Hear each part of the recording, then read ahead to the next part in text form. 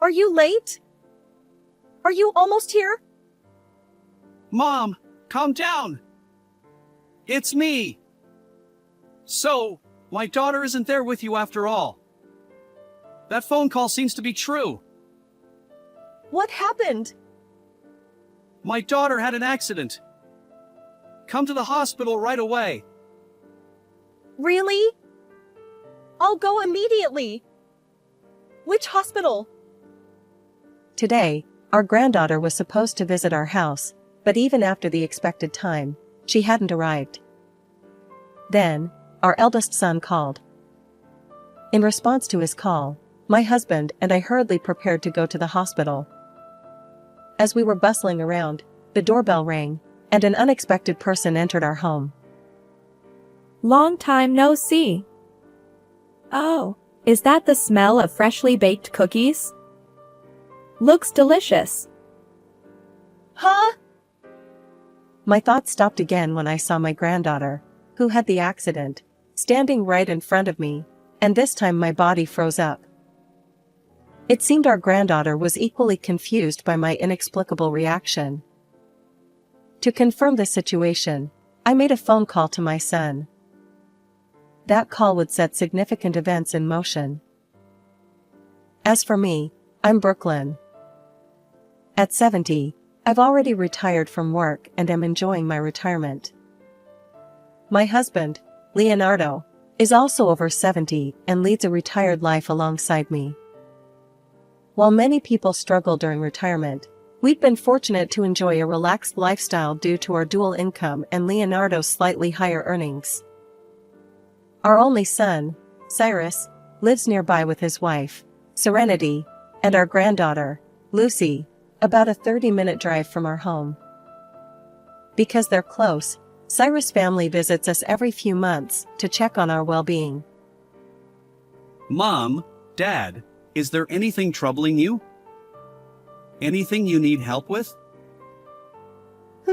Not really. I looked up and crossed my arms, desperately trying to think of something. It wasn't that I was holding back from Cyrus. There genuinely wasn't anything bothering us or any specific tasks we needed help with. Grandpa, remember that weed killer you mentioned before? I stopped by the store and got it on my way here. Oh! My apologies. We were running low on it. I'm always sorry. It's no big deal. I'll put it in the shed for you. Thanks, Lucy. With confident steps, Lucy headed toward the small shed in the corner of our yard. While Leonardo and I remained seated, trusting Lucy to handle it, Cyrus and Serenity exchanged puzzled glances, wondering where she was going. Lucy visits us with a family, but often independently. Since her school is nearby, she often comes over alone. During such visits, she helps us by running errands to distant stores, carrying heavy items, and solving any problems we might have. As a result, we rarely need to ask Cyrus for assistance. You know, Lucy understands our situation better and takes care of us. That's true. I don't have the same insight. Both Cyrus's family and Lucy make us proud, and we all share a smile. What were you talking about?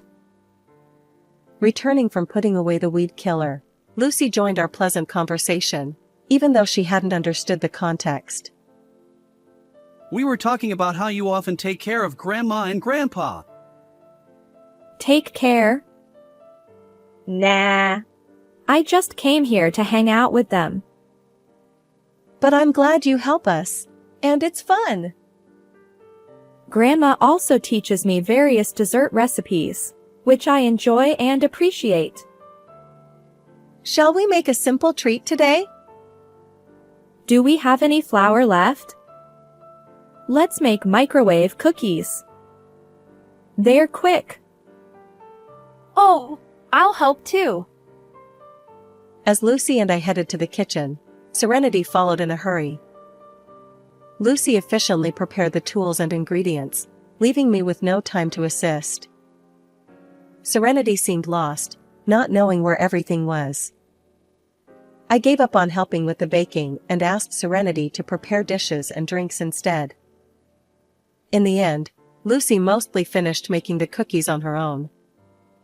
Her skill in baking was partly due to her frequent visits and the fact that she often made treats when she came over. Eating the finished cookies while chatting with my husband and Lucy became our favorite pastime as a family. Lucy, who enjoys making sweets, isn't strictly an indoor person. Listen to this. The other day, Lucy rode her bike over 20 miles away.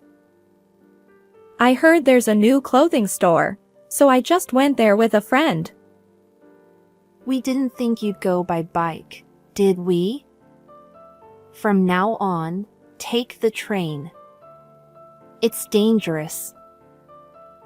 Aww. But the train fare is a waste. She always leaves without saying much, just to hang out, so I worry. Well, it's a valid concern. At least tell them where you're going next time. Understood. I'll be careful. With a slightly disgruntled expression, Lucy nibbled on a cookie. We've repeatedly warned her not to leave without telling us her destination, but it's become a habit she won't break. Now that Lucy is in high school, we're starting to think we don't need to nag her as much. After everyone left, I washed the dishes and tidied up Leonardo's room. Another peaceful Sunday was coming to an end. We enjoyed our retirement leisurely, and our relationship with Leonardo's family remained good. I truly believed we had a good life. However, unfortunate events often unfold in unseen ways, and even now, circumstances are gradually taking a darker turn without our knowledge. As usual, Lucy came over after school. Today, we were baking banana cake together, and Lucy had a cheerful expression. But for someone who's lived 70 years like me, it's easy to see through a 16-year-old's forced smile. What's wrong? Is something bothering you? I guess I can't hide things from you, Grandma. My words made Lucy pause while mixing the ingredients, her joyful expression fading into sudden anxiety. Actually, I've noticed something odd about Mom lately. Serenity? Her phone notification sound changed. I think it's set up to identify who's contacting her by the sound. Sometimes there's a strange scent on her, and she used to come home earlier than me from her part-time job, but now she's often later than I am. She's also been checking mine and Dad's schedules a lot. With each mention of Serenity, Lucy's expression grew darker. Unlike my youth, today's high schoolers have plenty of romantic experiences, and they're attuned to others' reactions and emotions. Lucy seems to suspect Serenity of infidelity, although she avoids using that word directly, perhaps because she doesn't want to believe her own mother would do such a thing. And this kind of worry isn't something she can share with Cyrus or her friends. Maybe Dad is also concerned about Mom. They seem a bit distant. You've confided in me well. But for now, it's just that Serenity's behavior has changed, right? I'll talk to Cyrus and find out. Maybe there's something Lucy doesn't know yet. I, too, carefully chose my words, avoiding the term infidelity, but the atmosphere weighed heavily. Wanting to lift Lucy's spirits, I quickly put the banana cake in the oven. It would take about 40 minutes to bake. Usually, chatting with Lucy would make time fly, but today, our conversation was more subdued, and I couldn't tear my eyes away from the banana cake. That night, I decided to call Cyrus to see how things were going. Hey, have you noticed anything about your relationship with Serenity? Lucy's been feeling anxious. You caught on, huh? Lately, she's been staying in her room a lot and talking less. Is Serenity really having an affair? I don't know. There's no evidence or certainty. It could just be changes in her daily routine or hobbies. And directly asking about an affair isn't an option. So, I can only lightly probe through conversations and actions, mostly just observing. True, Serenity has been married to you for over 15 years, and she's always been kind to us, visiting as a family. It's hard to imagine her as someone having an affair. There's also a good chance it's a misunderstanding. His family dynamics with Cyrus are great, and our relationship with Leonardo is solid. But if we wrongly suspect Serenity of infidelity, it could jeopardize this harmony. Yet, leaving the situation unaddressed would leave Lucy with her anxiety, and Leonardo would continue to struggle with how to interact with Serenity. Sighing in our dilemma, Cyrus and I couldn't come up with a good solution on the spot. We decided to think about it until our next communication. Since then, Leonardo and I have been brainstorming, but days have passed without a viable solution. Paying a detective for an affair investigation or stumbling upon infidelity by chance, those scenarios belong more to dramas and movies than real life. We've been powerless for 2 weeks now. Lucy hasn't visited during this time, which is unusual. I've been contemplating whether to suggest that Lucy come over soon. But then, out of the blue, Lucy called. Grandma, can I visit tomorrow? Oh, sure. No problem. I'll come around lunchtime.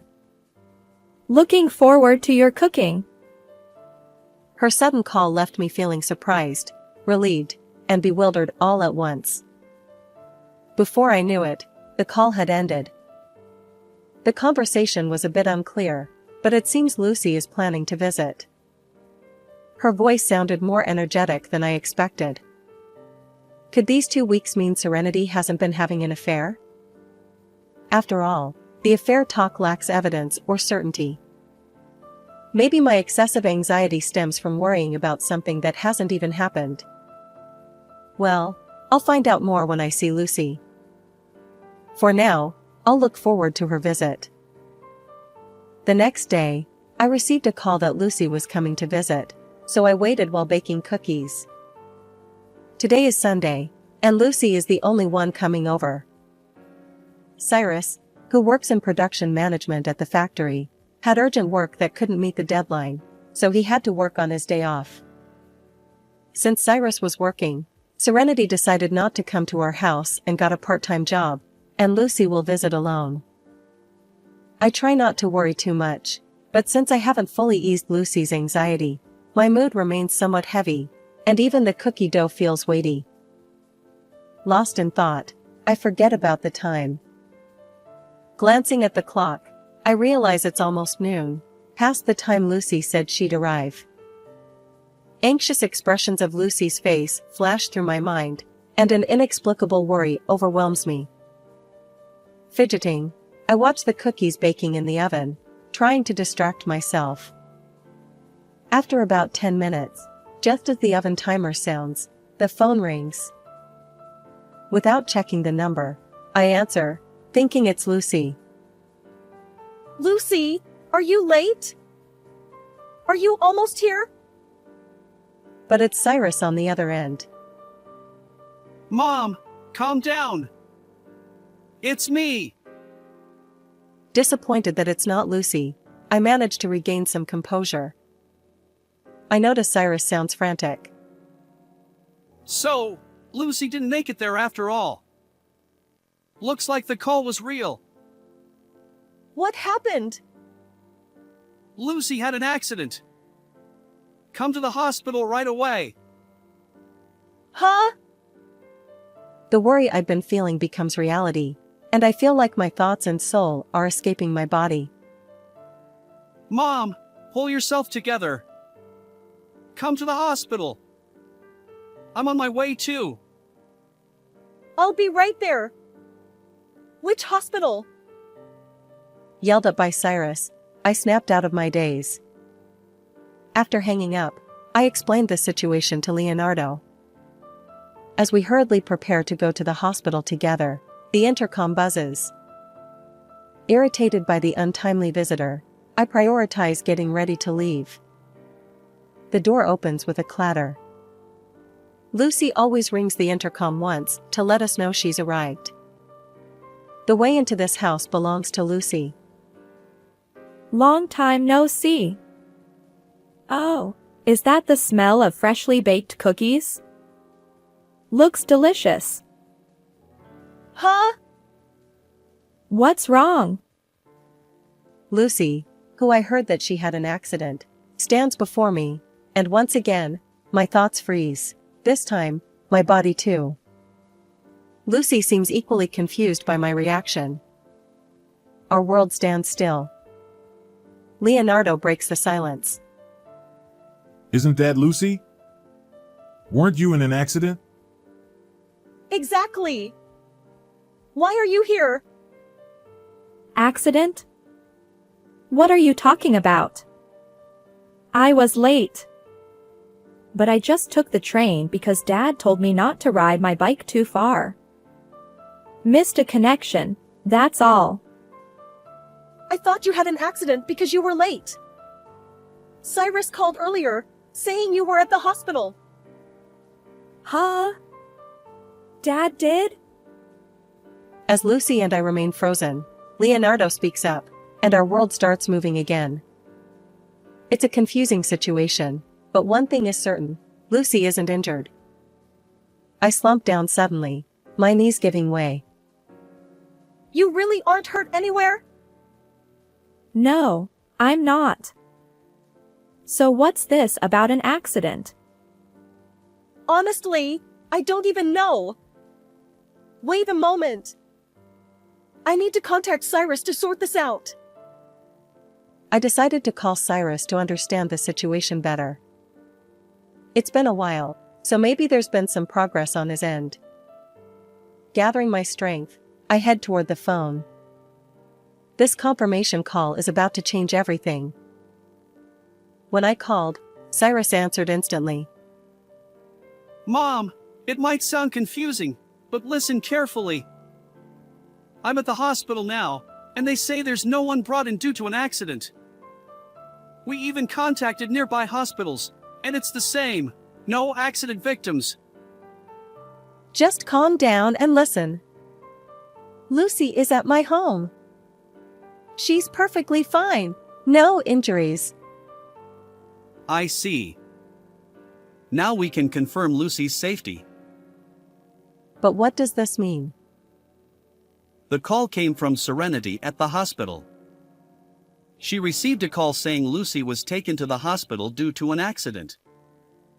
So, Serenity rushed out from home, and on her way, she met me, also returning from work, and we both came to the hospital. But now there's speculation that the call might have been a prank. Was the call from the hospital itself? No, it was from a mobile number. Emergency responders sometimes use their phones, so it's not unusual. But when we tried calling back, no one answered. I see. So it was a prank. However, something seems suspicious. Mom, there's something I need your help with. Is that okay? Cyrus lowers his voice, likely discussing something he doesn't want Serenity to hear. After hearing Cyrus out, I hung up the phone and quickly took action. An hour later, I was in Cyrus's living room, applying a bandage to my scraped elbow. It stung a little. Mom, are you here? I'm in the living room. It seemed Cyrus had returned. We conversed loudly from separate corners of the entryway and living room. As he realized I was in the living room, their footsteps approached. Mom, are you okay? Did you get hurt? I'm fine. Just a minor scrape. Cyrus guided Serenity into the living room, holding her arm to prevent her from escaping. Looks like my hunch was right. Serenity, Please sit down here. Let's talk. I tapped the sofa in the living room, urging Serenity to take a seat.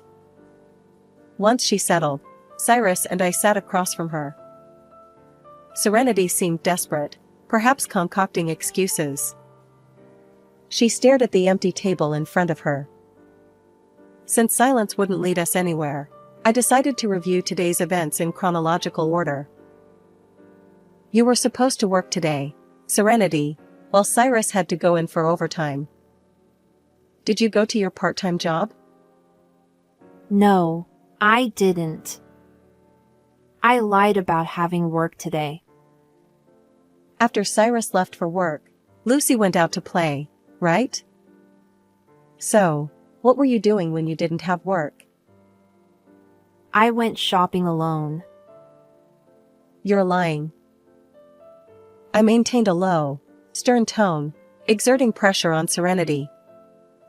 She seemed intimidated by my voice and gaze, shrinking slightly. Until now, there had been no evidence or certainty about her affair. Even now, there was no concrete proof. But I had conviction, so I decided to keep pressing until she confessed. Serenity, weren't you home alone with your lover? That's absurd. Serenity, who had been looking down, raised her head and firmly denied my words. We could easily verify whether she'd gone to her part-time job, but investigating her affair partner wasn't straightforward. Serenity quickly assessed what she should admit and what she shouldn't. It required sharp thinking to navigate this situation. If we let our guard down, she could easily slip away, so I had to be cautious about the flow of conversation and my choice of words. And today, Lucy went out to play, right? But Cyrus finished work earlier than expected. Yeah, there was a miscommunication between sales and a client. So, my work ended sooner than planned. I was supposed to be home by evening, but I finished around noon. I messaged Serenity to ask if she needed anything on my way home, but she didn't reply, so I came straight back. Serenity probably noticed your message when you were already close to home, right? She panicked, rushed out to find you, and concocted the accident story to avoid running into her lover at home. At the hospital, Serenity acted strangely. Despite Lucy's supposed accident, she didn't seem worried. And when the call might have been a prank, she suggested we go out together instead of returning home. Exactly. If she kept you away from home, her lover could stay there, covering up any evidence before leaving. Stop making baseless accusations. It's all speculation, isn't it? She spoke clearly, denying everything we said. She knew what to deny to escape our accusations. But Cyrus and I were convinced of her affair. We continued stringing our words together. By the way, Serenity, do you know where Lucy went today? No. I just heard she was going out to play, as usual. Oh, wait. Serenity finally realized something. She'd been so focused on evading our affair accusations that she missed what was happening right in front of her. It was like missing the obvious. Before Cyrus and I returned, I had been inside Cyrus's house. In other words, I had a key to his house.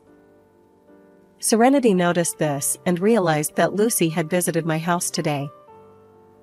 Lucy hadn't come over in the past 2 weeks, so Serenity hadn't considered her going to my place. Lucy's visit led me to call Cyrus for confirmation instead of heading to the hospital. My destination became Cyrus's house, not the hospital. After the call with Cyrus, I borrowed Lucy's key, entrusted her to Leonardo, and hailed a taxi to Cyrus's house. In the end, I didn't need Lucy's key, but without it, I might not have gone to Cyrus's house.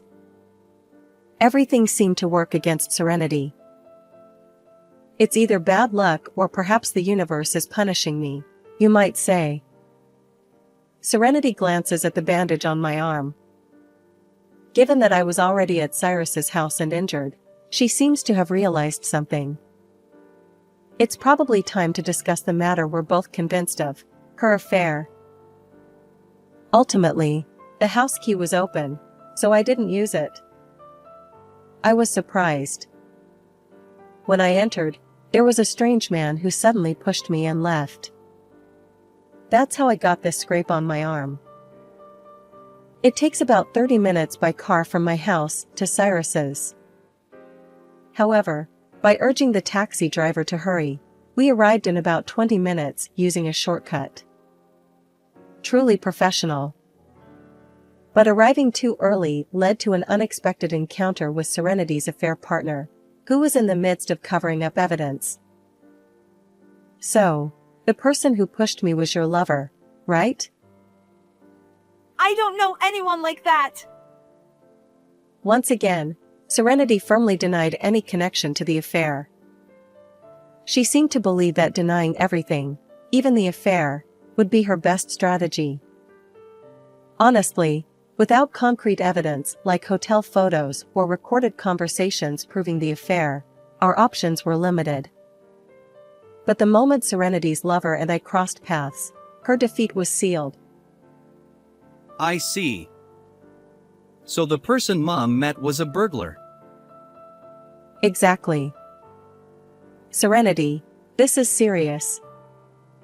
Someone broke into the house. Call the police. You should be the one to do it. Huh? The police? Of course. There was a break-in. But first, let's check inside the house for missing items. If nothing was stolen, you won't report it? Even though someone invaded your home? Quite forgiving. Or are you protecting the criminal? No, it's not like that. Then call right now. Serenity took out her smartphone from her bag but couldn't make the call, staring at the screen.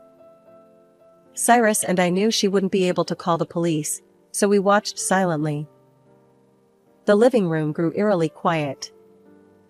After a minute of listening to the ticking clock, Serenity still couldn't make the call. Understandable. Reporting her lover as a burglar would lead to his arrest. If he turned out not to be a burglar after all, and Serenity knew that, she might face charges for making a false report. On the other hand, if she told the truth, it would reveal the affair. Reporting now would complicate matters further. I don't know the full situation, but it seems you can't make the call. I'll report it for you. Well, let's first check inside the house for missing items. If nothing's stolen, maybe we don't need to report it? Dealing with the police seems like a hassle. Serenity, you're free not to report theft, but I'll report it as an assault case since I'm injured. We'll have to mention the break-in to the police. I don't know the details, but it might be considered robbery with injury. I can make the call instead. If someone broke in, we can't just ignore it because nothing was stolen. Our decision to report made Serenity's face turn paler. If you admit to the affair, Serenity, I won't report it. Now choose. Was the person in the house a burglar or your lover? If she denied the affair, we'd report it, exposing the affair and involving the police. But if she admitted it, we'd avoid reporting, focusing solely on resolving the affair. I gave Serenity a choice, but the answer was clear. I'm sorry. I was having an affair. Though we lacked evidence, Cyrus and I managed to get Serenity to confess. Threatening to involve the police was just a bluff. I'm relieved Serenity folded. With her admission, she returned to staring at the empty table, silent once more. Afterward, Cyrus promptly filed for divorce. Since Serenity admitted to the affair, the divorce proceeded smoothly, and both Serenity and her lover were held accountable for alimony. Divorced, Serenity was forced out of the house and apparently went to stay with her affair partner. However, Serenity's misfortune continued. Her lover had hidden his marital status while dating her. As a result, Serenity faced alimony claims from her lover's wife. To make matters worse, her lover managed to reconcile with his wife, leaving Serenity abandoned and alone. Now single, she struggles to find work to support herself and pay alimony. However, having been a part-time worker during her marriage to Cyrus, she faces a 15-year employment gap. Despite her efforts, she hasn't found a job yet and continues to live in a modest apartment, gradually depleting her savings. But savings aren't infinite, and she needs a steady income. Although she works part-time, it's challenging to balance job hunting and work. Caught in this financial quagmire, she remains stuck. Let's hope she finds a job soon. Interestingly, Lucy wasn't as shocked as I expected when she learned about her mother's affair. Lucy said, "I'd been feeling uneasy not knowing for sure about the affair. It's a relief that it's clear now. Otherwise, Dad would be the one to suffer. Having a wife who might be having an affair all the time. How unfair." While I thought Lucy would be more distressed, it seems her perspective differs. Perhaps our generational differences influence our views. Regardless, wrongdoing remains wrongdoing, even if it involves a parent. Lucy seems adept at compartmentalizing things. She was initially shocked when her parents divorced, but now she's regained her spirits. Today, Lucy is coming over as usual. I need to prepare the ingredients for pudding before she arrives. Hello, everyone. This is your narrator, Sarah. Well, what can I say? It's a bit naive or perhaps a tangled web of cover-ups that ultimately led to exposure.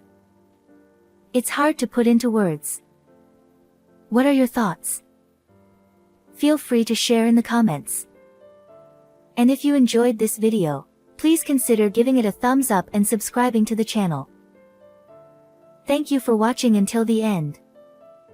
See you in the next video.